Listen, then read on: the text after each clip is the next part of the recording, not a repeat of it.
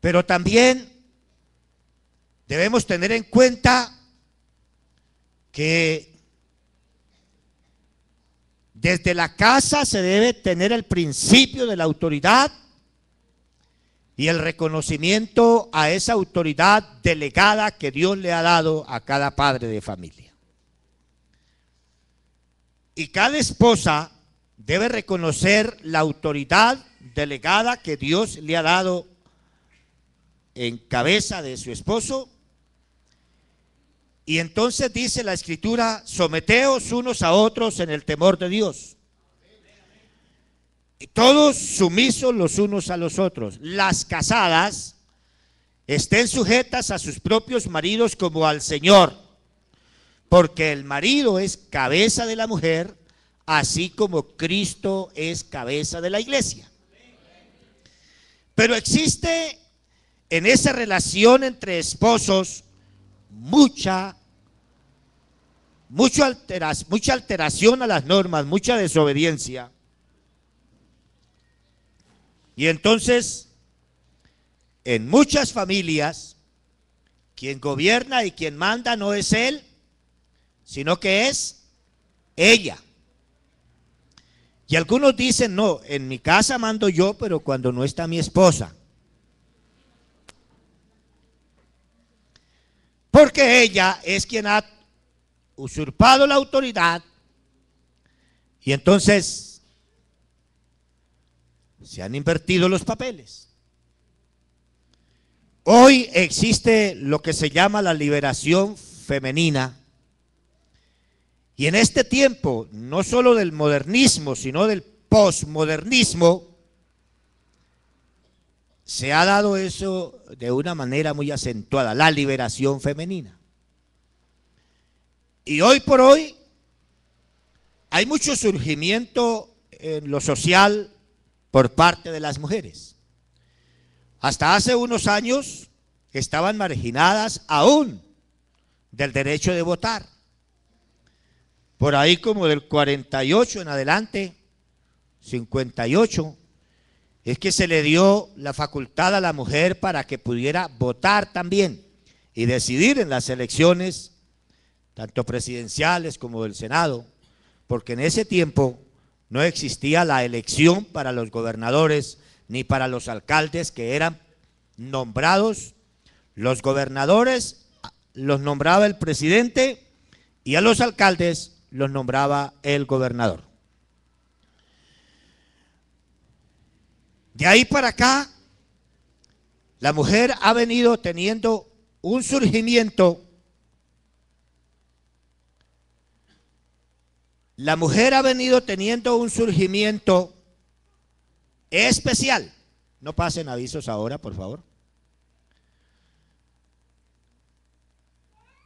Y hoy por hoy hay muchas mujeres que han ocupado y están ocupando un cargo de autoridad en la sociedad.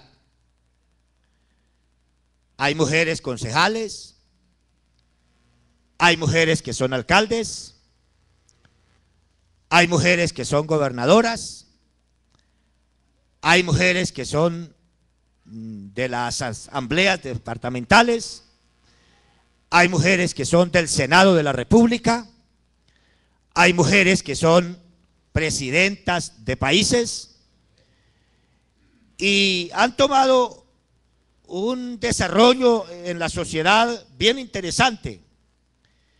Pero también con eso se ha ido alterando la autoridad en la familia. Y entonces es ella la que dirige, la que manda, la que gobierna, la que hace, la que deshace, la que da órdenes. Y él, el esposo, es quien tiene que obedecer, quien ir, venir, traer, hacer. Y se ha invertido el orden.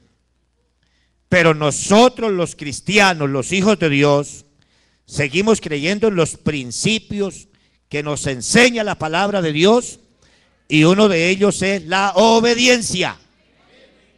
La obediencia. Porque bien sabemos que el obedecer es mejor que los sacrificios, y el prestar atención mejor que la grosura de los carneros. La palabra de Dios dice entonces que el marido es cabeza de la mujer. como Cristo es cabeza de la iglesia. Pero hoy por hoy existe un espíritu que no permite a la mujer obedecer y estar sujeta, sumisa. Y entonces vienen brotes de choques, de contradecir, de oponerse. Y cuando en una sociedad hay dos cabezas, eso es un fenómeno, se desfigura todo. Una empresa no puede tener dos gerentes porque entran en rivalidad los dos en competencia de poderes. En una familia no pueden haber dos cabezas porque entran en conflictos por competencia a ver quién se queda con la autoridad, quién es el que manda. Pero cuando tenemos claro los principios de la palabra de Dios, entonces entendemos que eso no tiene contradicción. El marido es cabeza de la mujer como Cristo es cabeza de la iglesia. Y entonces a ella le es fácil obedecer porque entiende que ese es el principio bíblico. Y algunas cosas que quizá no son como fácil de obedecer, entonces se sujeta. Algunas las hace en obediencia con alegría. Algunas otras cosas le cuestan un poco porque dice esto va contra mi voluntad. Pero si es sumisa, a la postre va a ser bendecida porque la obediencia trae bendición. Todos sabemos que el núcleo de la sociedad es la familia. Y que si hay familias unidas,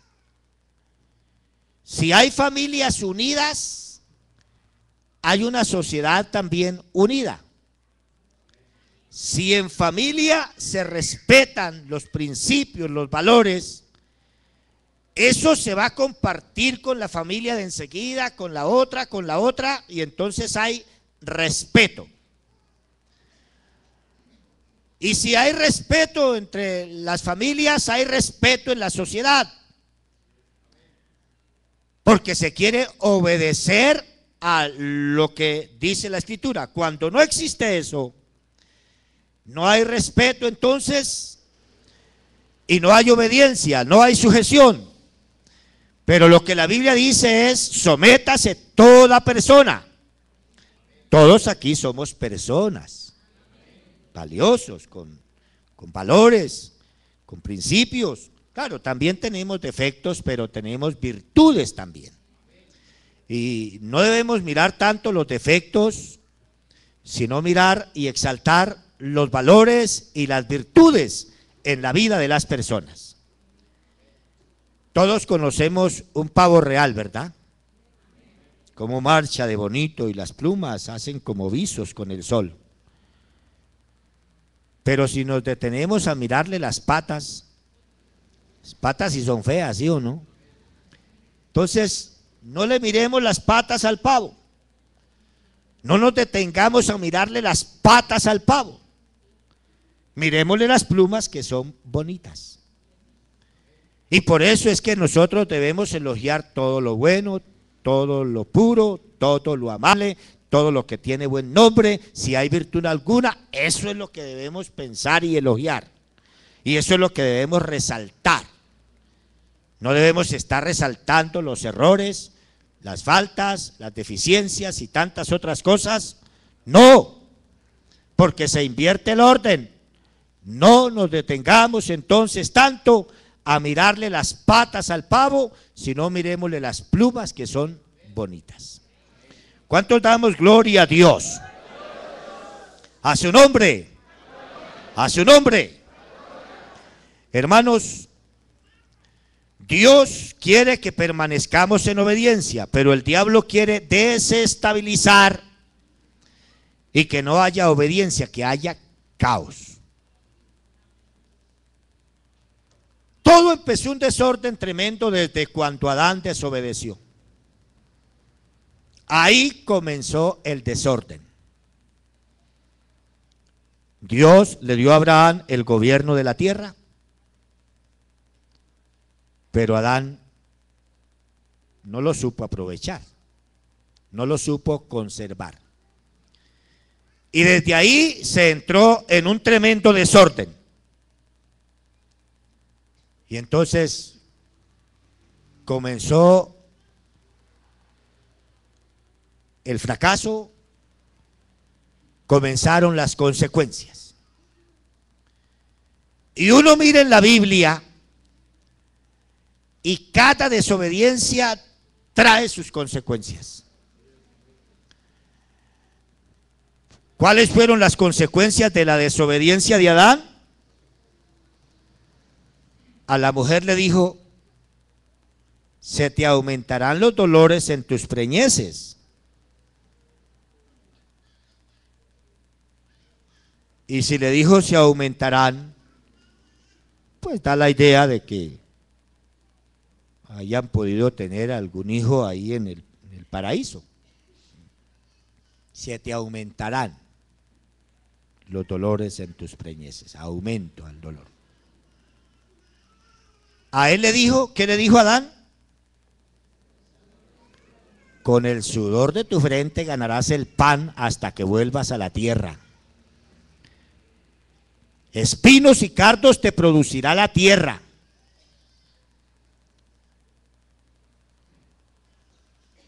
Y a la serpiente le dijo: maldita serás, sobre tu pecho andarás y tierra comerás. Vino la consecuencia de la desobediencia. La desobediencia trae consecuencias. La obediencia trae bendiciones. Gloria al Señor Jesús.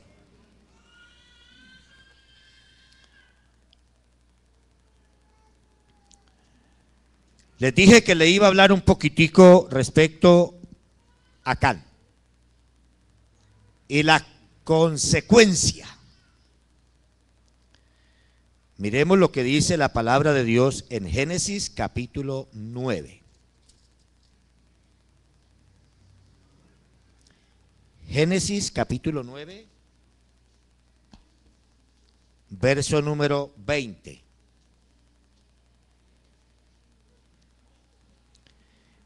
Desde el versículo 18 habla la embriaguez de Noé. Vamos a leer.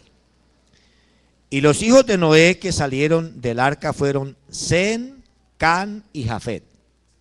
Y Can es padre de Canaán. Fue llena toda la tierra. Después comenzó Noé a labrar la tierra y plantó una viña. Y bebió del vino y se embriagó. Y Can, padre de Canaán, vio la desnudez. Entonces Sem y Jafet tomaron la ropa, la pusieron sobre sus hombros y andando hacia atrás cubrieron la desnudez de su padre, teniendo vueltos sus rostros, y así no vieron la desnudez de su padre. Y despertó Noé de su embriaguez y supo lo que le había hecho su hijo más joven y dijo: maldito sea Canaán, siervo de siervos será a sus hermanos. Dijo más: bendito por Jehová Dios sea Sem y sea Canaán su siervo. Y engrandezca Dios a Jafet y habite en las tiendas de Sem y sea Canaán su siervo.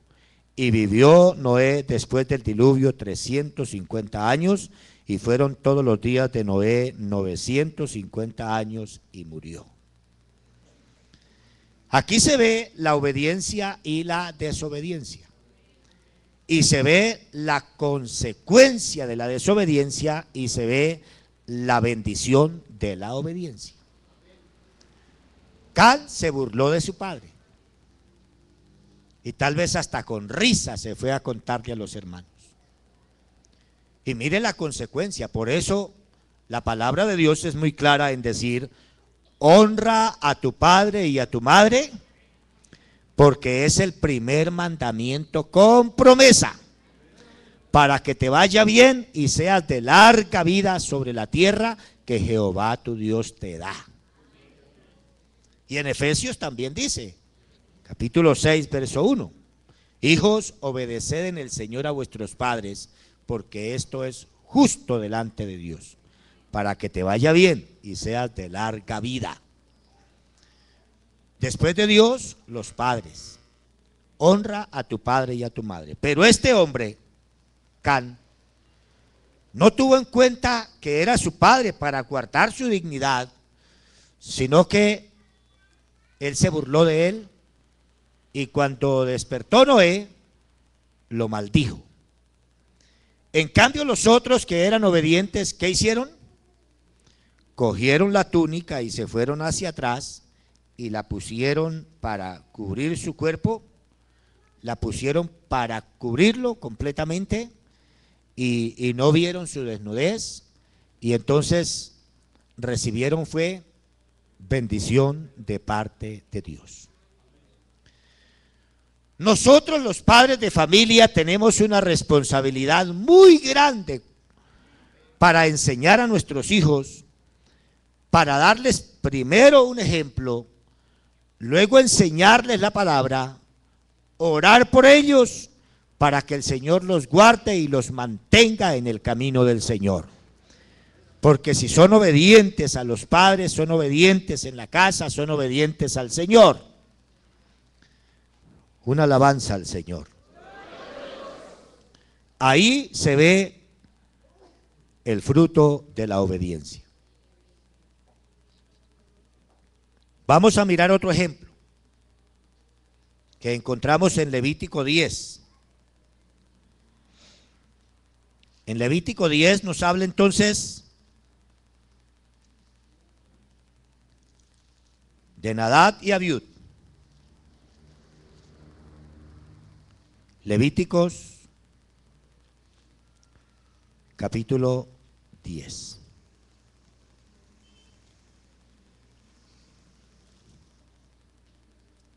¿Lo tenemos? Amén.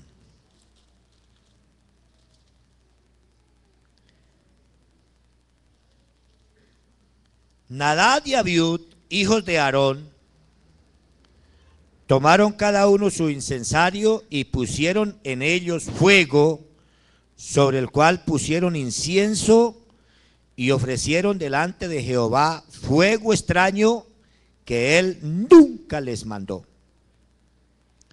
Y salió fuego de delante de Jehová y los quemó, y murieron delante de Jehová. Y usted puede leer la historia detenidamente. Aquí se trata de los hijos de Aarón, y todos sabemos quién fue Aarón. Aarón fue hermano de Moisés. Aarón y María eran hermanos mayores, y se suponía que por costumbre en la familia Moisés tenía que estar entonces sumiso.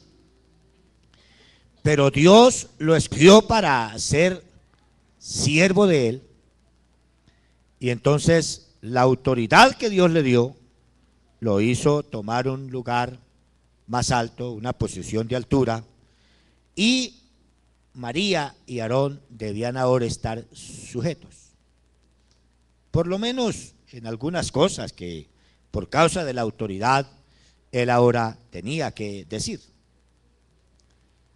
Pero los hijos de Aarón, Nadab y Abiud, quisieron usurpar el ministerio de su padre, y quisieron entonces ofrecer un fuego, y lo hicieron.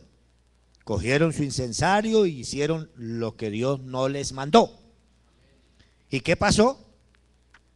Vino la muerte. ¿Sí? Y en eso nosotros debemos ser muy cuidadosos, mis hermanos, en lo que tiene que ver con el servicio. Hace 8 días les hablaba de la autoridad que tiene un creyente así no tenga cargo, por su testimonio, por su vida cristiana, por su entereza con Dios. Y uno ve a ese hermano y uno siente que él es una autoridad. El testimonio lo acredita como alguien que tiene peso, que tiene autoridad. Yo no veo un anciano. Yo tuve de amigo un anciano, se murió el año pasado, el hermano Elí Suárez. Algunos quizás lo conocieron. Él trabajó en la obra muchos años, cuando trabajó con el tiempo del hermano Larsen, después con los hermanos Morley, después se retiró.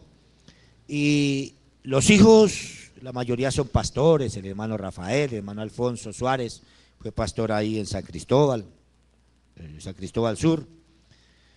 Bueno, varios.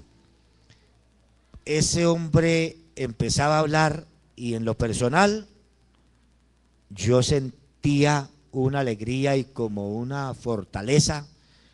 Caminó más de 50 años con el Señor y cada vez que lo veía ahí, eso era una bendición de Dios. Solo verlo y mirarlo, lo alegre, lo dinámico, que aunque él siempre se veía, eso transmitía algo especial a mi vida. Y no solo él, sino muchos hermanos que yo los veo y digo, no, este hombre una bendición. ¿Por cuántas habrá tenido que pasar este hombre? ¿Por cuántas habrá tenido que pasar esta mujer durante 50 años, durante tantos años y ahí permaneciendo fieles y firmes? Y eso me habla a mí sin palabras. Aleluya. Y en el servicio, y muy cuidadosos, no sea que de pronto nos pongamos a ofrecer un fuego que Dios no le mandó y venga entonces alguna calamidad espiritual o alguna calamidad en el servicio. ¿Me explico? Si se le manda a hacer algo o se le autoriza o se le da ese ministerio, se debe ocupar en él con lealtad, se debe ocupar en él, pero con sujeción, con obediencia, para que no vaya a traspasar los límites y entrar en una condición como a Nadab y Abiud, hijos de Aarón, que empezaron a hacer lo que Dios no les mandó. Además, hermanos, nosotros vemos que Aarón perdió el ministerio. ¿Y por qué perdió el ministerio? Por culpa de María y de Aarón, que les gustaba mucho criticando a Moisés. ¿Y acaso Dios no ha hablado también por nosotros? Y criticando a Moisés por la mujer que tomó, por una mujer cusita, no por una cosita, sino por una mujer cusita, una mujer de Cus, una morena, y que no quería, que ellos no querían, no le querían la mujer, y la criticaban por todo, le criticaron por todo. Y miren, hermanos, en el capítulo 12 de Números, antes de terminar, quiero que veamos aquí una cosa muy interesante, para que nos cuidemos, porque a veces hay quien empieza un comentario y empieza a influenciar al otro, y empieza a influenciar al otro, y algunos que son débiles en la conciencia se dejan influenciar, y entonces sí, le llevan la corriente, y eso fue lo que hizo María en este caso. Vamos a mirar. María y Aarón murmuran contra Moisés. María y Aarón hablaron contra Moisés a causa de la mujer cusita que había tomado, porque él había tomado mujer cusita. Y dijeron, solamente por Moisés ha hablado Jehová, ¿no ha hablado también por nosotros? Y lo oyó Jehová. Y aquel varón Moisés era muy manso, más que todos los hombres que había sobre la tierra. Luego dijo Jehová a Moisés, a Aarón y a María, salid vosotros tres del tabernáculo de reunión, y salieron los tres. Entonces Jehová descendió en la columna de nube y se puso a la puerta del tabernáculo y llamó a Aarón y a María, y salieron ambos. Y él les dijo, oíd ahora mis palabras. Cuando haya entre vosotros profeta de Jehová, le apareceré en visión, en sueños hablaré con él. No así con mi siervo Moisés, que es fiel en toda mi casa. Cara a cara hablaré con él y claramente, y no por figuras, y verá la apariencia de Jehová. ¿Por qué pues no tuviste temor de hablar contra mi siervo Moisés? Entonces la ira de Jehová se encendió contra ellos y se fue. Y la nube se apartó del tabernáculo, y he aquí que María estaba leprosa como la nieve. Y miró Aarón a María, y he aquí estaba leprosa. Y dijo Aarón a María, Señor mío, no pongas ahora sobre nosotros este pecado, porque locamente hemos actuado y hemos pecado. No quede ella ahora como el que nace muerto, que al salir del vientre de su madre tiene ya medio consumida su carne. Entonces Moisés clamó a Jehová diciendo, te ruego, oh Dios, que la sanes ahora. Y respondió Jehová a Moisés, pues si su padre hubiera escupido en su rostro, ¿no se avergonzaría por 7 días? Sea echada fuera del campamento por 7 días, y después volverá a la congregación. Así María fue echada del campamento 7 días, y el pueblo no pasó adelante hasta que se reunió María con ellos. Después el pueblo partió a Azoret y acamparon en el desierto de Parán. ¿Por qué le cayó la lepra a María? ¿Por qué? Por murmurar. Hermanos, hay que tener mucho cuidado, porque le voy a concluir diciendo que la vida y la muerte están en el poder de la lengua. Si quiere ver días buenos, refrene su lengua del mal y sus labios de hablar engaño. Vamos a tener en cuenta la autoridad. Vamos a tener en cuenta el principio de la obediencia. Y vamos a hacer un paralelo, si es del caso, entre la obediencia, la desobediencia, que equivale a la rebelión. La obediencia, ¿cuál es su final? ¿Y cuál es el final de la desobediencia o la rebelión? Hermanos, nosotros debemos permanecer en obediencia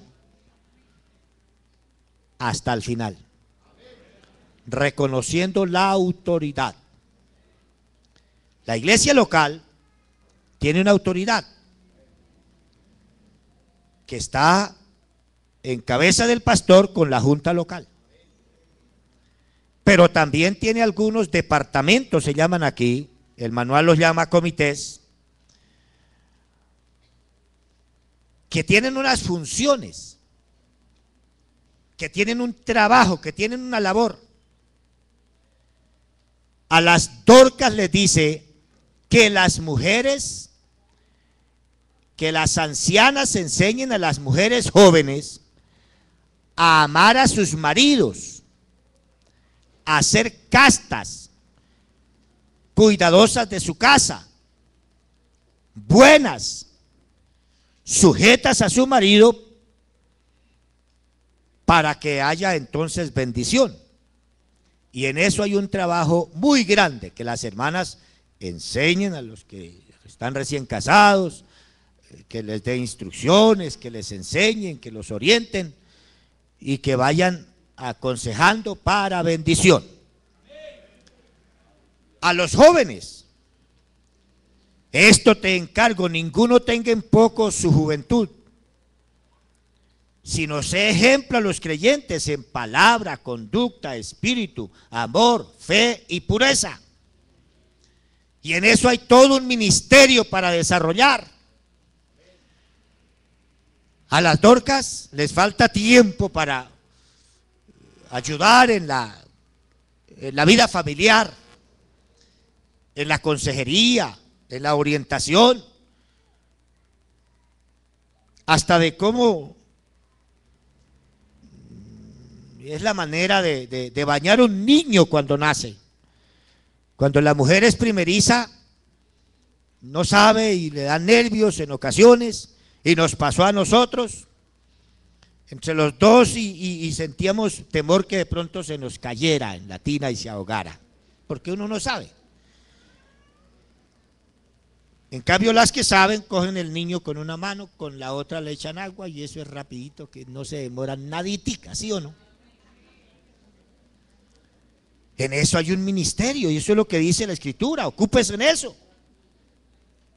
¿Verdad que sí? Que enseñen a las mujeres jóvenes, que las enseñen a ser castas, cuidadosas de su casa, buenas, sujetas a sus maridos, para que entonces todo esto redunde en bendición. A los del departamento de evangelismo, ir por todo el mundo y predicar el evangelio. Claro que eso es un mandato para todos, pero quiero decir, no se extralimite, no se pase de lo mandado. A veces hay creyentes en las congregaciones que porque llevan 40 años de creyentes son los que lo que él diga y no más.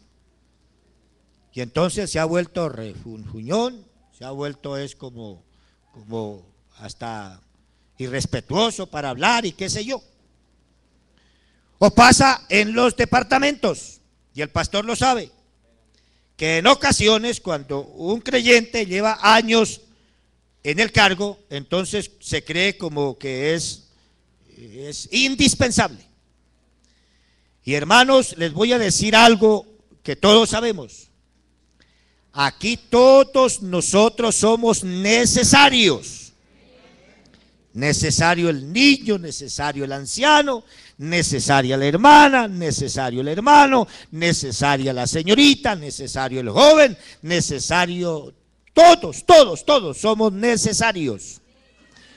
Somos necesarios. Todos somos servidores, todos estamos a los pies del maestro, pero hay uno solo que es indispensable, y el que es indispensable se llama Jesucristo el Señor.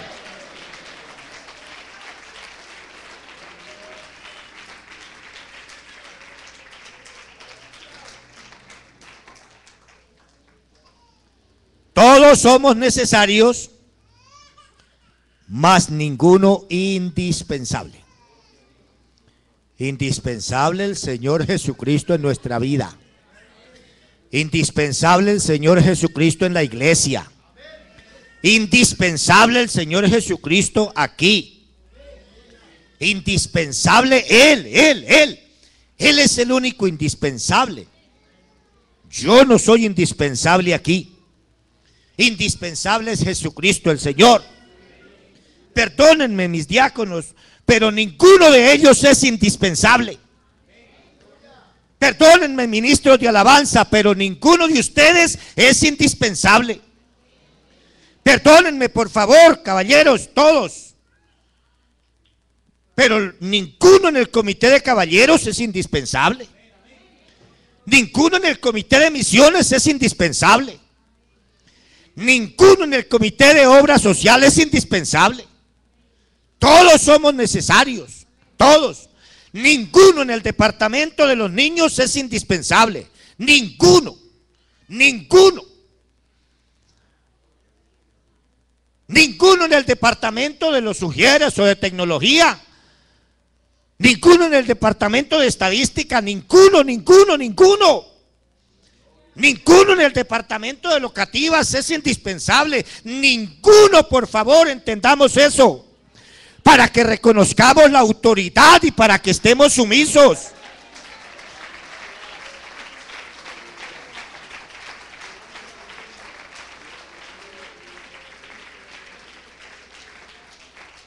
No puede presentarse un brote como de rebeldía y un brote como de altanería, un brote de desobediencia. No puede.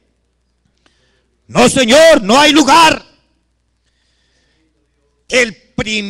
La primera lección de los servidores, hablo de los servidores, no para ser cristianos, porque para ser cristiano tiene que arrepentirse, tiene que convertirse, tiene que bautizarse en el nombre de Jesús, tiene que recibir el Espíritu Santo, tiene que buscar de Dios, tiene que andar en santidad, porque sin santidad nadie verá al Señor. Pero le digo a los servidores, la primera lección que debemos aprender es la obediencia y el reconocimiento a la autoridad. Cuando un creyente aprende eso, tiene un principio grande. Cuando un servidor tiene ese principio, puede llegar muy lejos, la obediencia. Le voy a contar una anécdota. Un pastor, un dirigente llamó a un pastor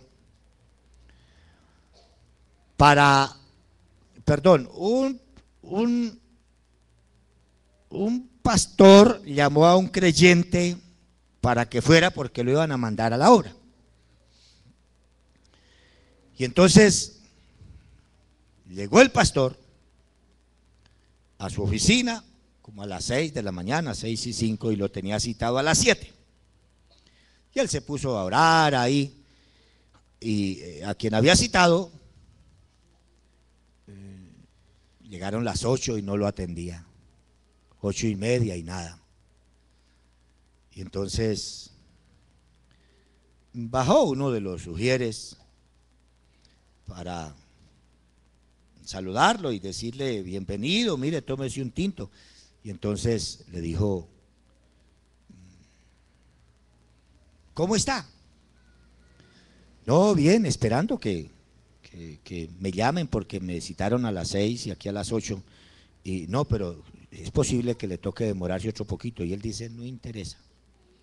Si me toca esperar hasta las 10 o hasta las 12 o hasta las horas de la tarde, yo lo que quiero es irme en obediencia a lo que me digan, a obedecer. Y entonces a esas palabras lo mandó entrar, lo atendió, hicieron algunas cosas, acuerdos ahí y demás, cómo iba a ser el trabajo, a dónde iba y todo eso. Pero entonces él estaba probando la obediencia, la sujeción, la dependencia de Dios. Hermanos, nosotros debemos aprender a que si hacemos un servicio es para Dios. Eso no es para mostrarnos y para, que es tan servicial. No, eso es para Dios. Y el apóstol dice, fielmente te conduces cuando prestas un servicio a los santos. Eso es para Dios, eso no es para que lo miren ni nada de esa cuestión. Ni en el servicio a Dios debe haber personalismo, ni debe haber jactancia, ni debe haber honores propios. Toda la gloria para el Señor Jesucristo. Toda la gloria para el Señor Jesucristo.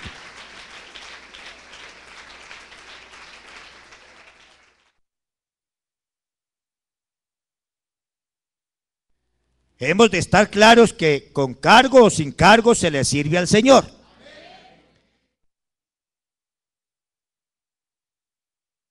Corrijo, líder no es solo el que tiene el cargo. Líder no es solo el que tiene el cargo, sino que líder es quien o sin cargo. Es ahí para servir al Señor.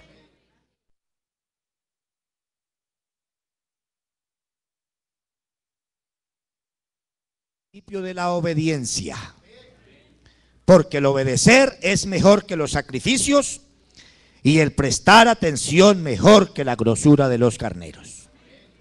Amén. Voy a invitarlos a que estén de pies y vamos a tener en cuenta estas dos escrituras que hemos leído al comienzo. Sométase toda persona a las autoridades superiores, porque no hay autoridad sino de parte de Dios, y las que hay, por Dios han sido establecidas. De modo que quien se opone a la autoridad